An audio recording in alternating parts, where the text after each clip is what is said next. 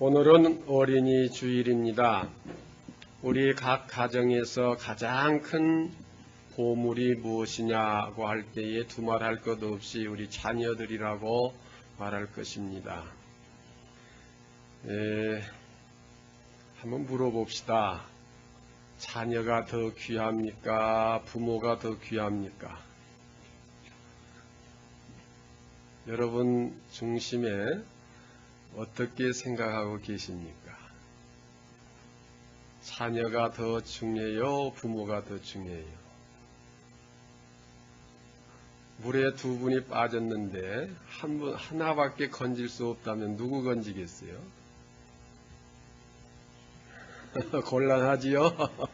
왜 그런 질문 하냐고 하실지 모르겠습니다만은 자녀가 귀합니다. 하나님께서 우리를 자녀라고 하시지 않습니까? 그런데 하나님께서 우리를 구원하시기 위해서 당신의 몸을 친히 육신의 몸으로 오셔서, 즉 예수 그리스도로 오셔서 우리를 위하여 십자가에 죽어 주셨습니다. 하나님께서 우리를 이렇게 사랑하시고 계십니다. 그러므로 오늘 우리도 우리 육신의 자녀이지만 우리 자녀들을 하나님께서 우리를 사랑하신 것 같이 사랑해야 됩니다. 옛날에 말은 새끼를 낳으면은 말새끼는 제주도로 보내고 사람은 태어나면 서울로 보내라, 그런 말이 있었습니다. 지금은 서울과 지방이 구분이 안 됩니다만은 그래도 사람 많은 데 가서 좀 고생도 하고 힘들고 어려운 일이 있지만은 많은 것을 배워서 사람이 제대로 되어갈 수 있다고 하는 의미죠. 자녀가 잘 되게 하기 위해서는 어떤 고생이나 고통 그런 것을 감수하고 그 자녀를 위해서 어떤 결정을 해야 한다고 하는 것입니다. 오늘 어린이 주일이고 내일은 어린이날입니다.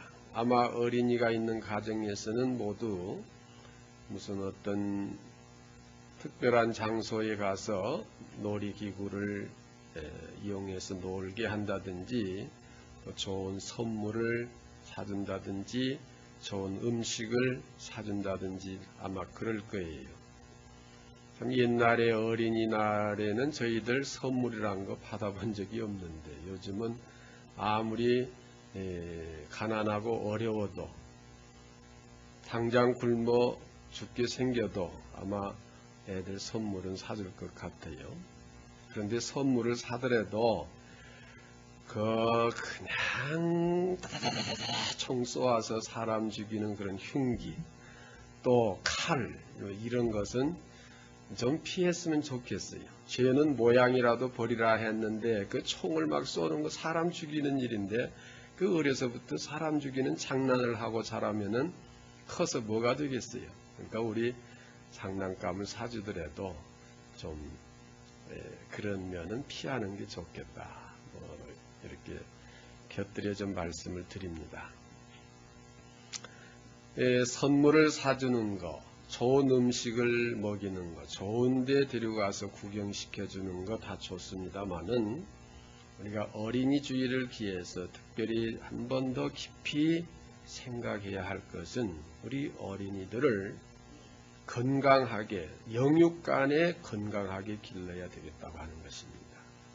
그 건강에는 물론 지혜, 지식, 재능 모두 포함됩니다만은 요즘에 정말 공포의 대상이 사스 아닙니까?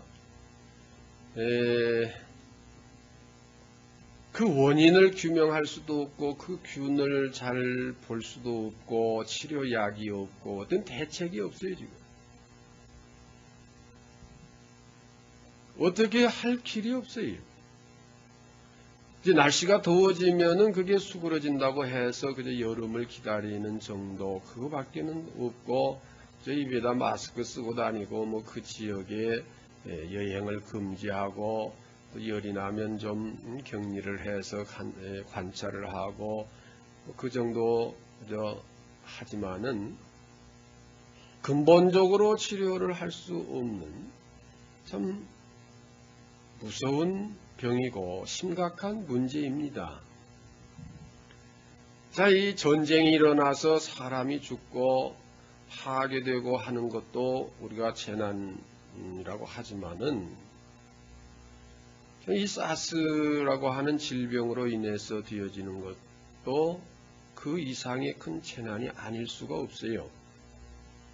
우리가 분명히 알아야 할 것은 여호와의 시키심이 아니고서야 어찌 성읍에 재앙이 임하겠느냐.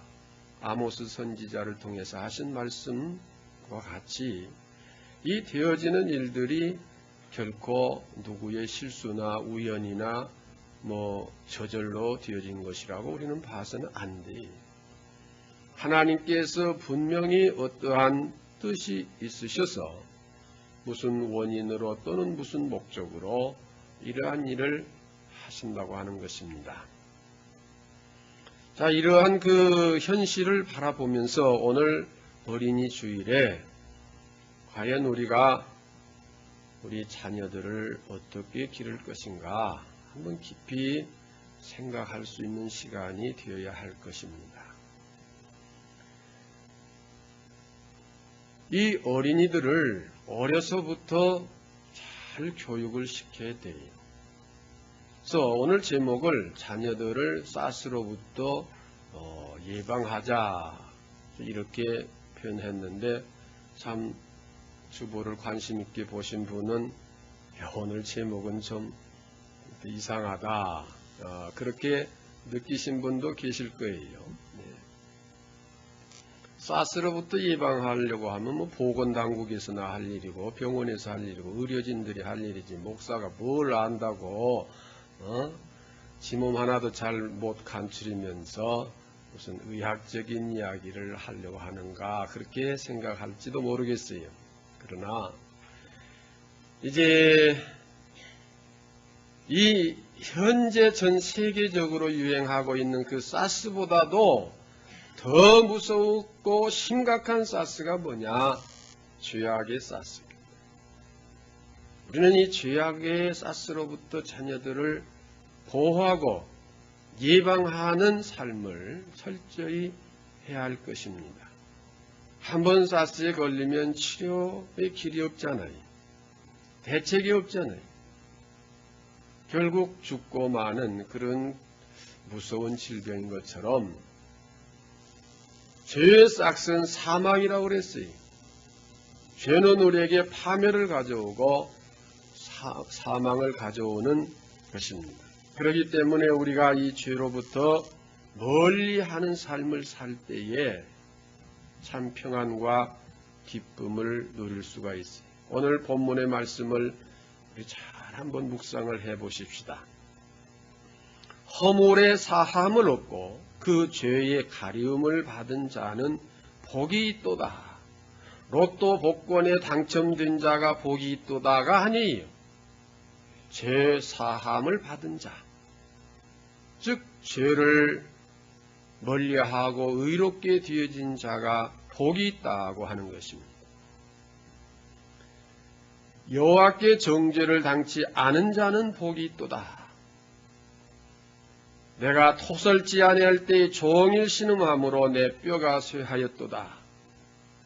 토설한다. 즉 내 죄를 토설하지 아니할 때는 내 신음이 뼈에 사무치는 그런 고통이 된다고 하는 것입니다.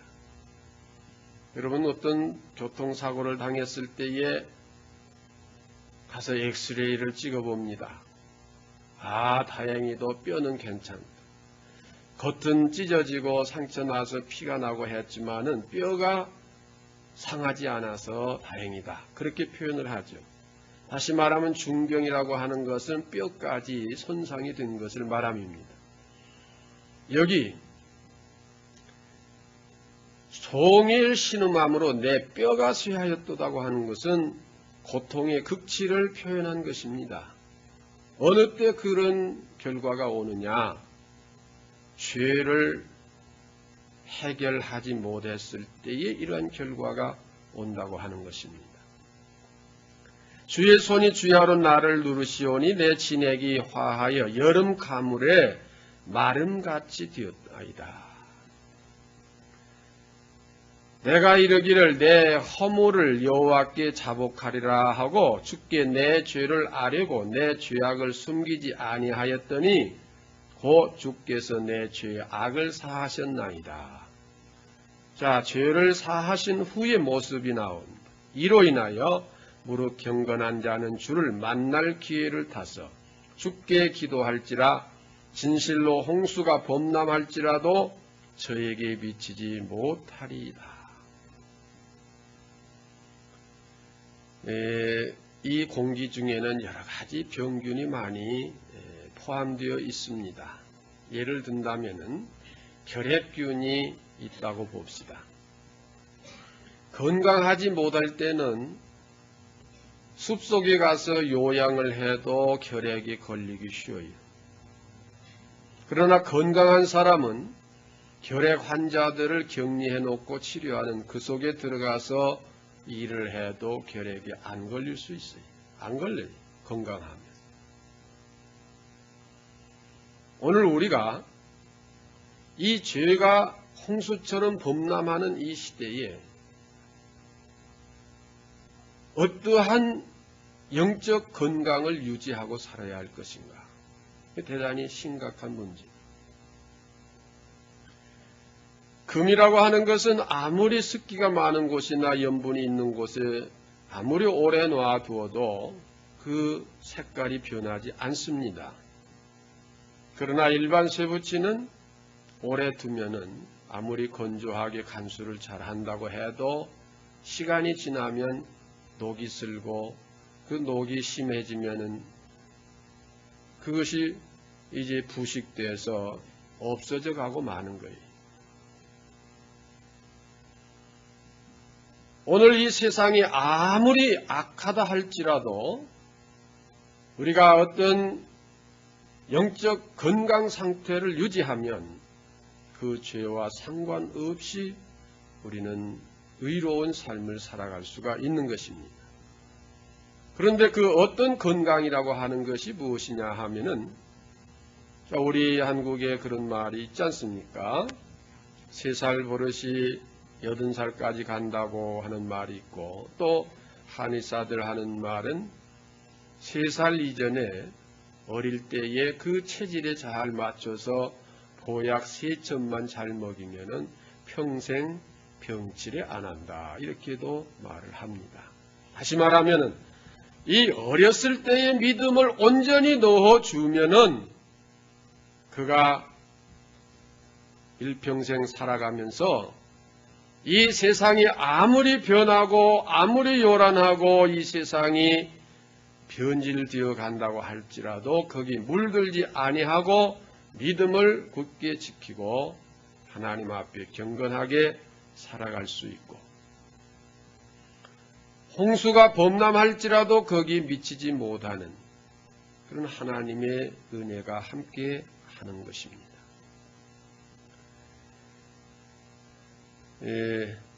주는 나의 은신처이오니 환난에서 나를 보호하시고 구원의 노래로 나를 이으시리이다.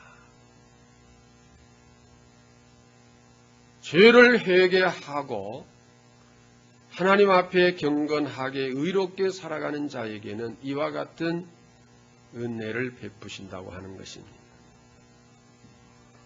내가 너의 갈 길을 가르쳐 보이고 너를 주목하여 훈계하리로다.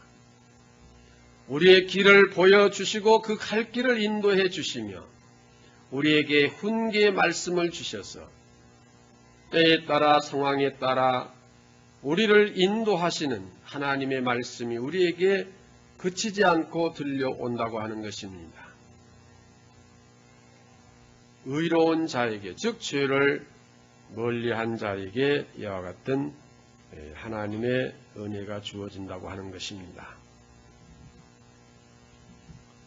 우리가 가끔 자녀들을 탓하고 욕하고 꾸중할 때가 있어요. 그런데 여러분, 그 자녀를 탓하기 이전에 그 자녀의 어떤 모순된 것이 내 속에 있지 않는가, 나를 통해서 그에게 이것이 전달되지 않았는가를 우리는 심각하게 생각해 봐야 합니다. 우리 초등학교 노래에 그런 거 있지. 엄마 소도 얼룩소, 엄마가 닮았네요. 엄마 닮았네요. 엄마가 닮았네요. 엄마가 새끼를 닮을 리는 없지요. 예, 새끼가 엄마를 닮는 거죠. 자식을 야단치고 자식의 문제로 한탄하고 고민할 때에 먼저 자기를 보세요. 나를 통해서 저 아이에게 어떠한 믿음을 내가 전달해 주었는가? 나의 삶이 이 아이에게 어떠한 영향을 끼쳤는가? 우리가 자녀들을 믿음으로 잘 기르자고 하는 것은 아침 저녁으로 무릎 꿇고 앉혀놓고 훈계하고 이렇게 해라 저렇게 하라 꼭 말을 해서 가르치라고 하는 의미가 아닙니다.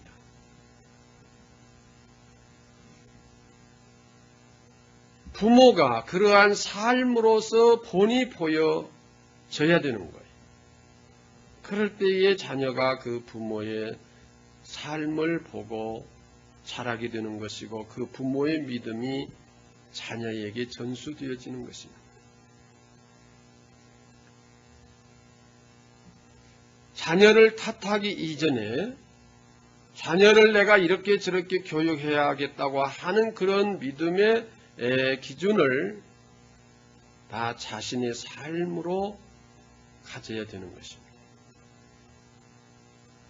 내가 자녀에게 흠이 없이 자녀에게 떳떳한 삶으로 본이 되어질 때 그 자녀가 그런 믿음 속에서 자라게 되고 그 귀한 믿음으로서 이 세상의 어떤 풍파 속에서도 흔들리지 아니하고 바른 길을 걸어갈 수가 있는 것입니다.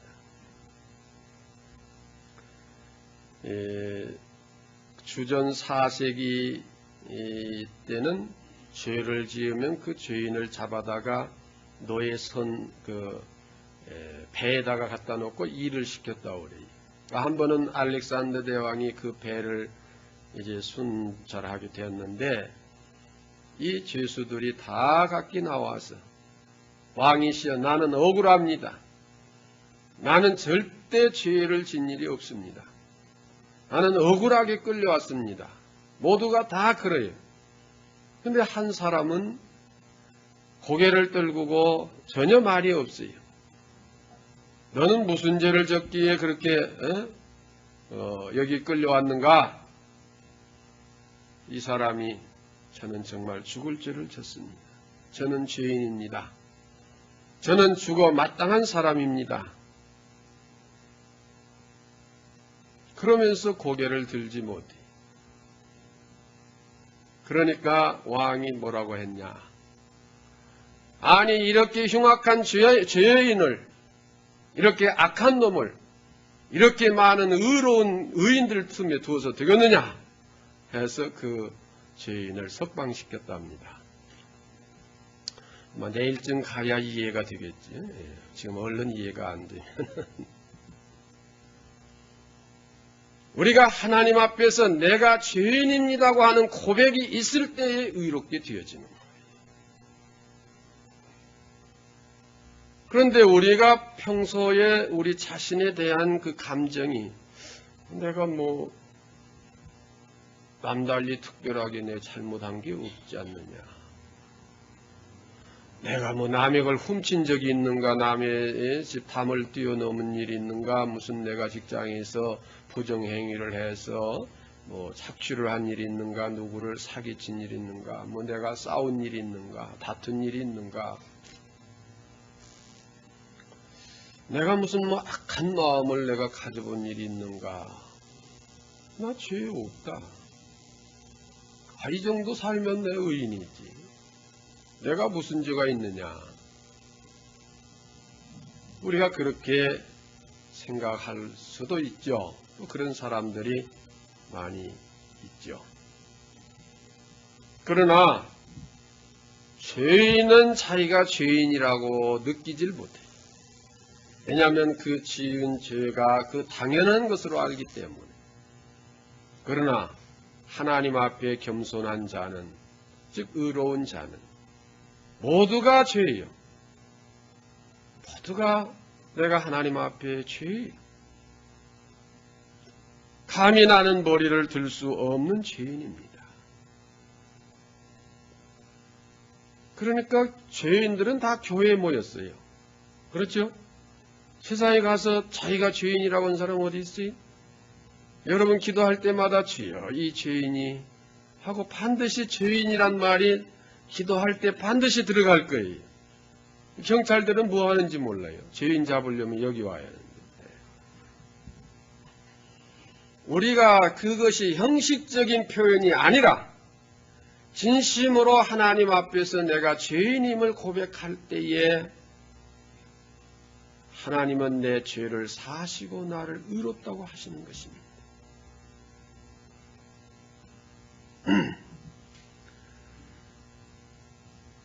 흑인들이 피부가 새카마니까 때가 많아서 새카만 게 아니에요. 피부가 희끄름하고 잘생긴 것 같아도 안 씻은 사람은 때가 가득해요. 우리가 하나님 앞에 회개치 아니하면 늘 죄가 쌓이기 마련이에요. 아침 저녁으로 세수하고 손발 씻고 그저 거울 보면 다 깨끗하잖아요. 그런데 여러분 한 달만 목욕을 안 해보세요. 그리고 가서 목욕탕에 가서 한번 밀어보세요.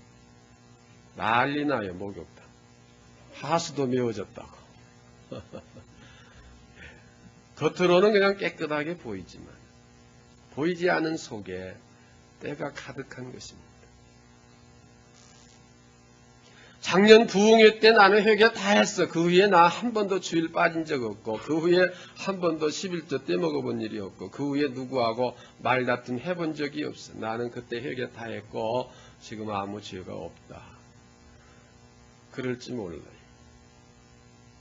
그러나 우리는 언제나 죄인임을 깨닫고 겸손하게 하나님 앞에 엎드려 기도할 때에 우리가 새로워지는 것입니다. 자녀에게 기도의 본을 보여줘야 되는 것입니다. 기도하라, 기도하라고 하면서 자기는 기도를 안 해요. 그 자녀가 기도하지 않습니다.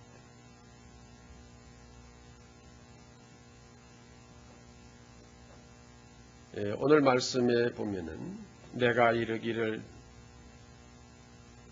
내 허물을 여호와께 자복하리라 하고 주께 내 죄를 아뢰고 내 죄악을 숨기지 아니하였더니 곧 주께서 내 죄의 악을 사하셨나이다. 이로써 인하여 무릇 경건한 자는 주를 만날 기회를 타서 주께 뭐할지라?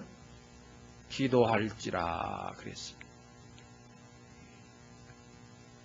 기도가 갑작스런 어려운 문제가 생기니까 그때 주여 이 문제를 해결해 주시옵소서 하고 하는 것이 기도가 아니라고 하는 것입니다. 기도는 호흡이에요. 아이고 힘들고 귀찮으니까 숨 쉬지 말고 가만히 있어야 되겠다. 숨 안 쉬고 가만히 있다가 아이고 답답하네 그때서 쉬는 게 아니에요. 호흡은 내가 의식이 있든지 없든지 내가 잠을 자든지 일을 하든지 바쁘든지 한가하든지 관계없이 정상적으로 호흡을 하는 것입니다. 그래서 산소가 내 속에 들어와서 노폐물을 다 걸러내고 나쁜 것을 또 뱉어내고 또 다시 산소를 받아들이고 해서 계속해서 신진대사가 이루어질 때 건강한 것처럼 하나님과 우리의 기도는 날 잡아서 한 번으로 끝내는 게 아니에요. 특별 기도로 끝내는 게 아니에요. 호흡하듯이 하는 것이 기도입니다. 자, 여러분, 자녀들에게 얼마나 기도를 지금 가르치고 있습니까? 얼마나 기도할 수 있도록 그 자녀들을 인도하고 있느냐 이 말이에요. 아이고 목사님, 내가 애들 만날 때마다 얘기합니다. 기도하라고. 그게 아니라 이 말이에요. 그게 자녀를 기도로 인도하는 게 아니, 우리 부모가 기도하는 생활이 되어져야 그게 자녀를 기도하는 생활로 인도하는 거예요. 하나님은 기도할 때에 우리의 죄를 사해 주십니다.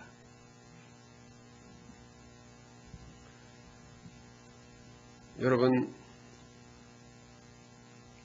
답답하고 여러분의 마음속에 정말 하나님 앞에 기도해야 되겠다.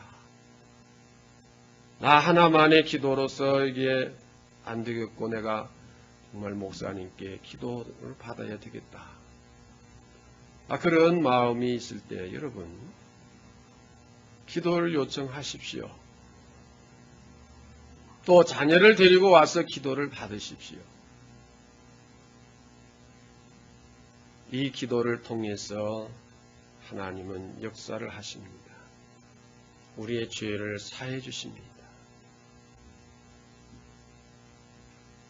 이단들은 너 무슨 죄 졌다 무슨 죄 졌다 뭐 이러니 회개하고 기도받으라, 맨입으로 안 된다, 예물 바치라, 그런 식으로 해서 돈을 벌. 절대로 죄를 지적하는 게 아닙니다. 알아도 지적하지 않습니다. 그냥 기도해 드리는 것입니다. 물질을 요구하는 게 아닙니다. 기도받는 거, 기도하는 거 부담 갖지 마세요. 자녀 데리고 자주 기도받고 함께 기도하고 기도하는 모습을 보여줘. 우리의 죄가 아이고 내가 이런 죄를 졌구나, 잘못했구나, 그렇게 탄식을 한다고 해서 죄가 사해지는 게 아니에요. 이거 이런 죄를 졌는데 큰일 났네, 하나님 잘못됐습니다, 그런 식의 회개는 회개가 아니, 벌 받을까 봐서 자기 보호를 위해서, 자기 욕심 차리기 위해서, 벌 받으면 손해니까 벌 안 받기 위해서 회개를 하는 것은 회개가 아니라고 하는 것입니다. 오늘 회개가 뭐냐? 하나님께서 나를 자녀로 삼아주시고 하나님의 자녀로 삼을 뿐만 아니라 영생의 축복을 주시고 또한 이 세상에서도 여러 가지 은혜를 베풀어 나를 축복해 주시는데, 그런 하나님 앞에서 내가 이러한 태도를 취한 것은, 이러한 생각, 이러한 마음, 이러한 행동을 한 것은 하나님 앞에 내가 도리가 아니다. 그러한 자책에서 하나님을 경외하고 사랑하는 마음에서 그런 존귀한 분 앞에서 내가 이런 일을 하는 것은 자녀로서의 도리가 아니다고 하는 그런 마음에서 회개를 하는 것이 그 하나님께서 받아주실 수 있고 사해 주실 수 있는 회개지, 아이고 우리 하나님은 징계하시는 하나님이고 진노하시는 하나님이니까 이거 회개 안 했다가는 또 날벼락이나, 이거 회개 안 하고 오늘 차 타고 어디 가다 또 차가 뒤집어져 난리나, 큰일나, 안 돼, 회개하고 가야지. 그런 식의 회개는 이게 자기를 위한 하나의 수단이지 회개가 아니에요. 자기를 위한 수단이라는 것은 욕심이요. 욕심이 잉태한즉 죄를 낳고 죄가 장성한즉 사망을 낳느니라고 그랬어요. 뭐가 무서워서 비는 것은 진실한 회개가 아니에요. 내가 그분을 진심으로 사랑하고 진심으로 존경하는데 내가 그분에게 이러한 누를 끼쳐서 되겠는가? 그러한 마음에서 내가 잘못된 것을 자복하고 하나님을 진심으로 사랑하는 마음, 진심으로 하나님을 위해서 봉사하는 삶으로 우리를 돌이키는 것이 회개예요. 이러한 삶을 자녀들에게 보여줄 때에 그 자녀가 저 사스라고 하는 병보다도 더 무서운 죄악의 영적인 사스로부터 보호를 받고 홍수가 범람할지라도 저에게 미치지 아니하는 하나님의 보호하심과 은총이 그에게 함께하는 것입니다.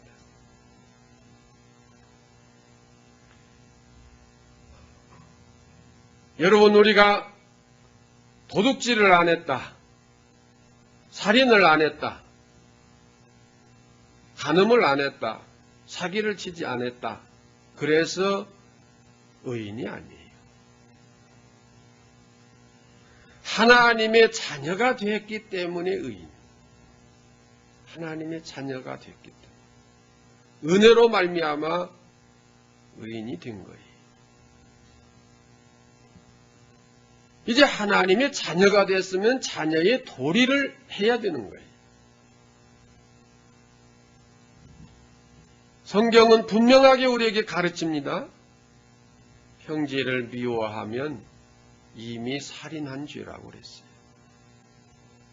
음란한 생각을 가지면 이미 간음한 자라고 그랬어요. 우리가 체면 때문에, 주변 상황 때문에 말을 함부로 하지 못하고 행동을 함부로 하지 못할 때가 있어요. 그러나 속으로는 그냥 분노가 치밀어서, 자, 표현은 이제 절제를 해서 안 한다고 하지만 속으로 이렇게 어디까지나 속으로요. 제가 그런 게 아니고 그냥 저놈 자식 차 타고 가다가 그냥 차가 확 뒤집어져 버리고, 그냥 대낮에 하늘에서 날벼락이 내려서 벼락이나 맞아 죽어버리고, 자기가 미웃고 자기하고 어떤 특별한 관계에 있는 사람에게 이런 생각을 가질 수 있잖아요. 또 그렇게 극단적으로는 생각을 안 해도 만나서 아유 안녕하십니까, 아유 별일 없으십니까, 이렇게 겉으로는 인사를 하면서 지가 잘났으면 얼마나 잘났어, 아이고, 속으로 또 그 사람을 핀찬할 수 있잖아요. 그런데 그렇게는 안 했다고 하더라도 그렇게 할 수 있는 그런 상황이, 누구를 만나서 인사하고 그런 기회가 없었으니까 그런 생각을 안 했다고 하더라도 그런 상황이 왔을 때는 그런 마음을 가질 수 있는 요소가 내 속에 있다고 하는 것은 아직 내 속에 죄가 주관하고 있다고 하는 것입니다. 그 근성이 내 속에 있으니까 이게 나오는 거예요. 잡초를 가서 뽑아요. 근데 뽑지 못하고 뜯어내요. 그럼 며칠 있다 가서 보면 또 나와요. 왜 그래요? 뿌리가 속에 감춰져 있기 때문에 나오는 거예요. 하나님의 성령이 내 속에 오셔서 내 속을 주관하고 계시면은 그 나의 원수를 만나도 그 사람에 대한 불쌍한 마음이 들고 그 사람에 대하여 어떤 사랑의 마음이 나와서 돕고 싶고,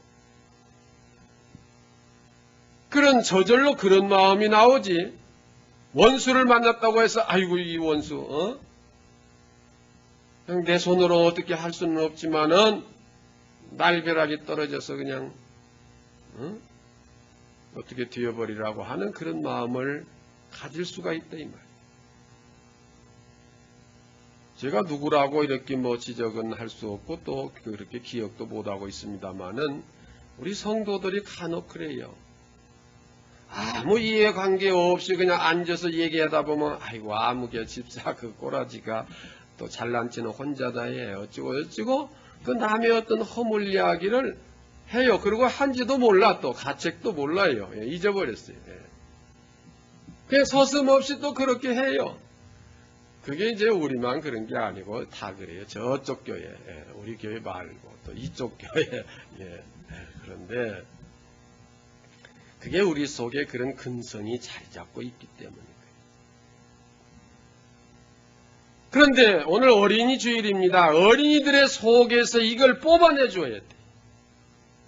이걸 없애줘야 돼. 그것이 그 아이에게 큰 축복이 되는 것입니다. 그걸 위해서 여러분 기도해야 되는 것입니다. 우리 자신들이 끊임없이 기도하며 자녀들에게 기도하기를 가르쳐야 돼요.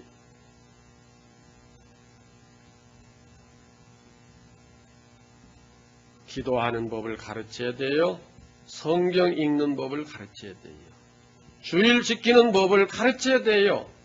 헌금 드리는 법을 가르쳐야 돼요.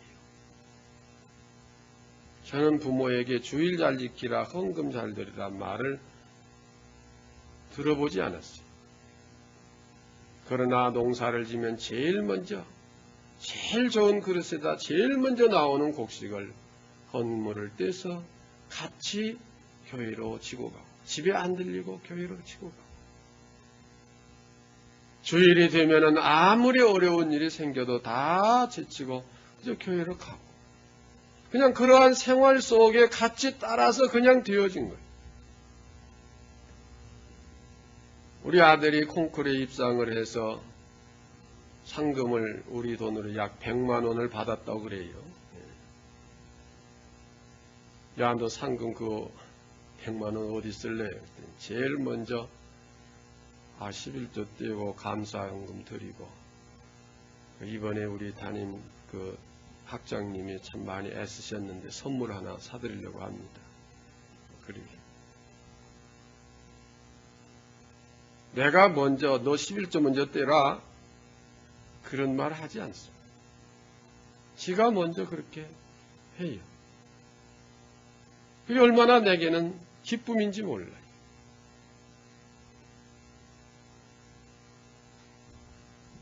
하나님 중심으로 하나님을 경외하는 믿음 안에 살 때에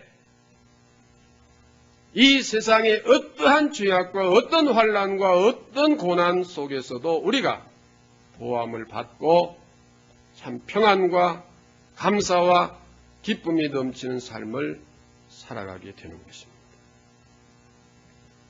이것은 우리 부모가 자녀에게 모범을 보여야 돼요.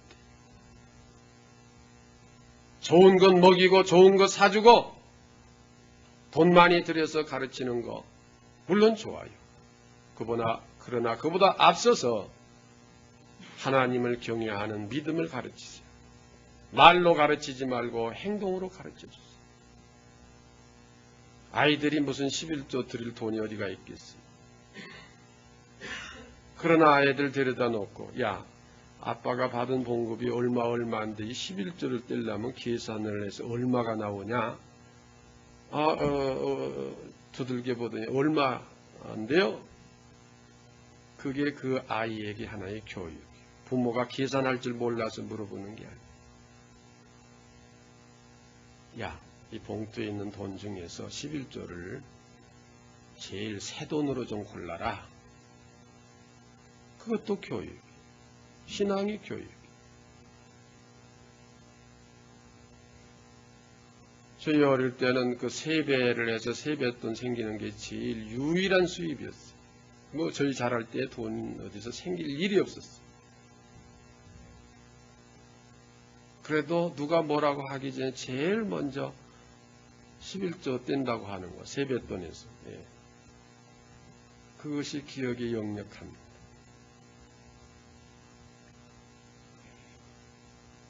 오늘날 우리 자녀들 앞에 부모들이 너무 우상이 돼 있어요.